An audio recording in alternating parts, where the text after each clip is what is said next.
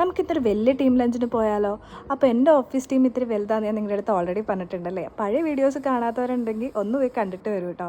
അപ്പോൾ IT പ്രൊഫഷണൽസിന് team lunch ഇങ്ങനെ outing ഒക്കെ മിക്കവാറും ഉണ്ടാവാറുള്ളൊരു കാര്യമാണ്. അപ്പം ഞാൻ പോകണമെന്ന് വിചാരിച്ചിരുന്ന എൻ്റെ ഏറ്റവും ഫേവറേറ്റ് ആയിട്ടുള്ള റെസ്റ്റോറൻറ്റാണ് ഷെഫ് പിള്ളയുടെ. അപ്പോൾ ഇപ്രാവശ്യം നമ്മൾ ഇവിടെയാണ് ടീം ലഞ്ച് പ്ലാൻ ചെയ്തിട്ടുണ്ടായിരുന്നത്. ഈ ഫുൾ റെസ്റ്റോറൻറ്റ് നമുക്ക് വേണ്ടിയിട്ട് റിസർവ് ചെയ്തിട്ടുണ്ടായിരുന്നു. കാര്യം ഞാൻ പറഞ്ഞില്ലേ, നമ്മുടെ ടീം ഭയങ്കര വലുതാണ്. അപ്പം നമ്മളിവിടെ വന്നു. അവർ നമ്മളെ ഭയങ്കര വാമായിട്ട് ഗ്രീറ്റ് ചെയ്തു. നമ്മളെ അവിടെ ഇരുത്തിയിട്ട് പിന്നെ അവർ നമുക്ക് വെൽക്കം ഡ്രിങ്ക്സും കാര്യങ്ങളൊക്കെയാണ്. ഇതൊരു കോഴ്സ് മീൽ കൈൻഡ് ഓഫ് സെറ്റപ്പാണ്. ഒരു പെർ പേഴ്സൺ 1600 ഒക്കെ ആയിട്ടുണ്ടായിരുന്നു. ഫസ്റ്റ്ലി വന്നത് നമ്മുടെ വെൽക്കം ഡ്രിങ്ക് വന്നു. പിന്നെ അത് കഴിഞ്ഞിട്ട് വന്നതായിരുന്നു ഈ മോര് വിത്ത് പാനിപ്പൂരിയുടെ സംഭവം. അപ്പോൾ ഇത് മോരും അതിൻ്റെ ഉള്ളിലുള്ള ഫില്ലിംഗ് എന്ന് പറഞ്ഞിട്ടുണ്ടെങ്കിൽ അച്ചാറായിരുന്നു.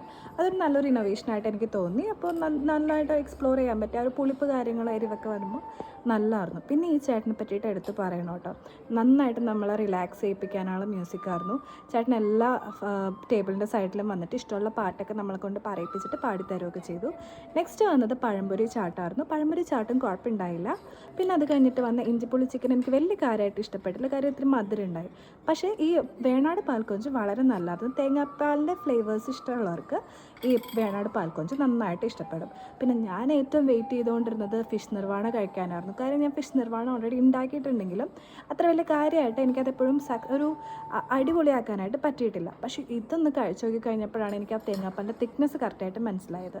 ഇതിൻ്റെ ഒപ്പം കഴിക്കാൻ അപ്പവും പിന്നെ അത് കഴിഞ്ഞിട്ട് പൊറോട്ടയും കാര്യങ്ങളും പിന്നെ നെയ്ച്ചോറും ചിക്കനും ഒക്കെ നമുക്ക് കിട്ടുമായിരുന്നു. ഇത് നമുക്ക് എത്ര വേണമെങ്കിലും ഓർഡർ ചെയ്യാം കേട്ടോ. അത് കഴിഞ്ഞിട്ട് നമ്മൾ ചീസ് കേക്കായിരുന്നു കഴിച്ചിട്ടുണ്ടായിരുന്നത്. പാലട ചീസ് കേക്ക് അടിപൊളിയായിരുന്നു. അപ്പോൾ ഇത്രയൊക്കെ കഴിച്ച് കഴിഞ്ഞിട്ട് നമ്മൾ വല്ലാണ്ടായി കഴിയുമ്പോൾ നമുക്കൊരു കട്ടൻ ചായയൊക്കെ തരും. എന്തായാലും ഒന്ന് എക്സ്പ്ലോർ ചെയ്യേണ്ട ഒരു കാര്യമാണ്. നിങ്ങളും പോയി ട്രൈ ചെയ്ത് നോക്കൂ കേട്ടോ, മറക്കണ്ട.